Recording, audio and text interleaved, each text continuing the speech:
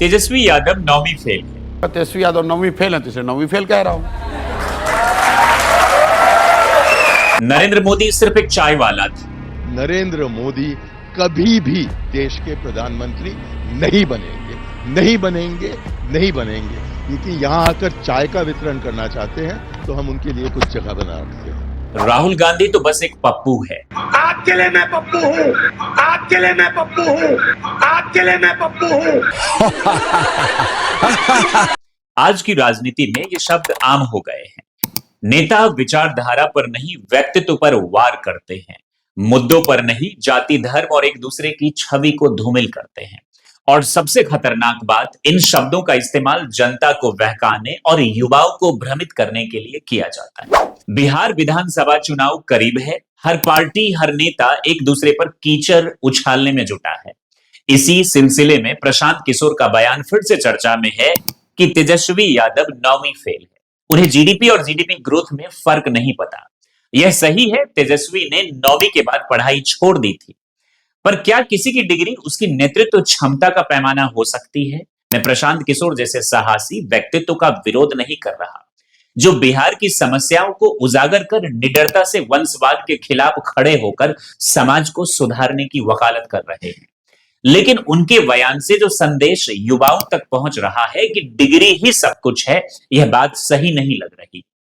क्योंकि सच्चाई यह है कि सिर्फ किताबों की पढ़ाई और डिग्री की अंधी दौड़ हमारे समाज को अंदर से खोखला कर रही है, युवाओं के आत्मविश्वास को भी धीरे धीरे खत्म कर रही है।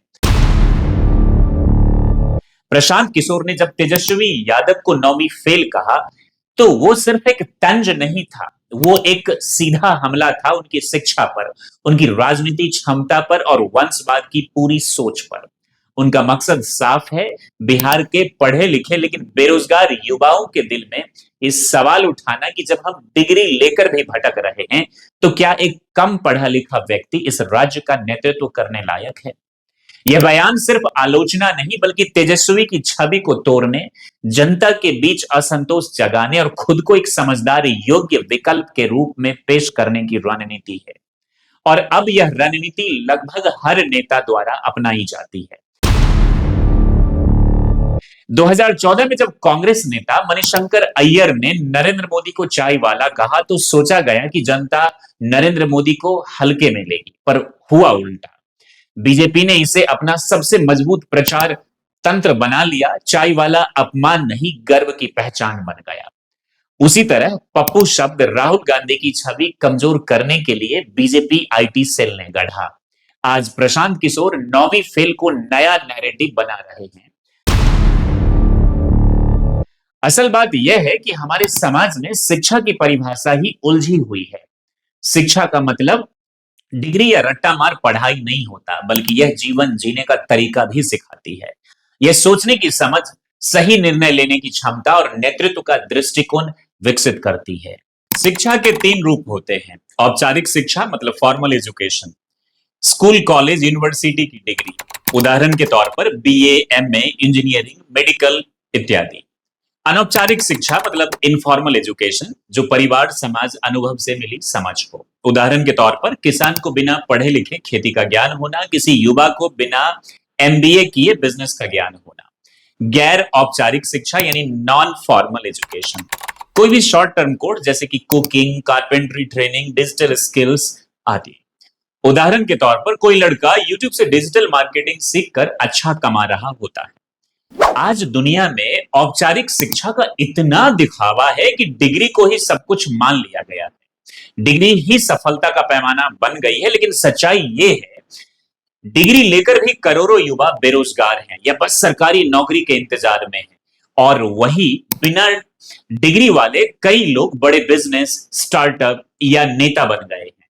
कई बार औपचारिक शिक्षा युवाओं को भ्रम में डालती है। डिग्री है तो नौकरी पक्की है, ऐसा सोचते हैं, लेकिन न स्किल मिलती है, न सोचने की ताकत। लेकिन साथ में हमें यह भी समझना होगा कि नेतृत्व का रिश्ता कक्षा से नहीं, कर्म से होता है। जो नेता जनता की आवाज सुनता है, जमीन पर उतरता है, जनता के लिए लड़ता है और समाज हित में फैसले लेने का साहस रखता है, वही सच्चा नेता कहलाता है। अब उम्मीद करता हूं कि अब तक आपको यह समझ आ गया होगा कि नेतृत्व क्षमता का डिग्री से कोई सीधा साधा संबंध नहीं होता। लेकिन इसका यह मतलब नहीं कि अपराधी या अनपढ़ लोग ही सत्ता में आ जाए। अगर किसी में दृष्टि, अनुभव और नेतृत्व क्षमता है तो डिग्री उसका रास्ता नहीं रोक सकती। लालू यादव, नरेंद्र मोदी और डॉक्टर एपीजे अब्दुल कलाम तीनों की पढ़ाई अलग थी, पर उन्होंने इतिहास रच दिया। दुनिया में ऐसे कई लोग हैं जिन्होंने बड़ी डिग्री नहीं ली फिर भी महान बने, जैसे धीरूभाई अंबानी, स्टीव जॉब्स, सचिन तेंदुलकर। इनकी अनौपचारिक मतलब परिवार समाज से मिली समझ और अनुभव आधारित शिक्षा ने उन्हें सफल बनाया। आप कहेंगे कि ऐसे उदाहरण तो सीमित हैं, लेकिन जरा अपने आसपास देखिए, कई ऐसे लोग हैं जो कम पढ़े लिखे हैं या कभी स्कूल नहीं गए, फिर भी वे शानदार तरीके से जीवन में सफल हो रहे हैं, जबकि पढ़े लिखे लोग केवल संघर्ष कर रहे हैं। अब्राहम लिंकन, जिन्हें अमेरिका के महान राष्ट्रपतियों में गिना जाता है, कि औपचारिक पढ़ाई केवल 1 साल की थी, लेकिन उन्होंने देश को गृह युद्ध से बाहर निकाला। दूसरी ओर लाखों छात्र अच्छे नंबर और डिग्रियों के बावजूद बेरोजगार हैं। क्यों? क्योंकि हमारी औपचारिक शिक्षा रट्टा लगवाती है, सोचने की शक्ति नहीं देती, यह नौकरी नहीं दिला पाती, लेकिन युवाओं को एक झूठे भ्रम में जरूर डालती है। सिर्फ डिग्री को शिक्षा मान लेना सबसे बड़ा धोखा है। असली शिक्षा वे है जो जीवन बदल दे, और उसका रास्ता स्कूल की चारदीवारी से कहीं आगे जाता है। बिहार के दिग्गज मुख्यमंत्री जगन्नाथ मिश्र, जो दर्जनों किताबें लिखने वाले अर्थशास्त्री भी थे, इतने पढ़े लिखे होने के बावजूद चारा घोटाले में नाम आया। कर्नाटक के पूर्व मुख्यमंत्री बीएस येदियुरप्पा पर भी खनन और भूमि घोटाले के आरोप लगे। पी चिदम्बरम हार्वर्ड से पढ़े फिर भी 2G घोटाले में नाम आया। राजीव गांधी कैम्ब्रिज से पढ़े पर श्रीलंका नीति विवादित रही। इमरान खान ऑक्सफोर्ड छात्र पर देश को कर्ज और अस्थिरता में डुबो दिया। अमेरिकी सीनेटर बॉब मेंडेस उच्च शिक्षित लेकिन रिश्वत के आरोप में फंसे। शिक्षा जरूरी है, लेकिन ईमानदारी, नीति, निर्णय और जनसेवा उससे कहीं ज्यादा महत्वपूर्ण है। देश की युवा पीढ़ी को मेरी सलाह है कि राजनीति के शोर शराबे और झूठे प्रोपेगेंडा से ऊपर उठो। नेता एक दूसरे को चाय वाला, पप्पू या 9वीं फेल कहकर तुम्हारा ध्यान असली मुद्दों से भटकाते हैं। वे चाहते हैं कि तुम मानसिक रूप से गुलाम बने रहो। हमारे पेरेंट्स भी कहते हैं पढ़ोगे लिखोगे तो बनोगे नवाब, लेकिन सच ये है कि केवल डिग्री से कुछ नहीं होता। समझदारी और सही दिशा में बढ़ना जरूरी है। जो छात्र पढ़ाई में कमजोर हैं या अलग रास्ता चाहते हैं, वे स्किल बेस्ड शिक्षा अपनाकर भी बड़ा मुकाम पा सकते हैं।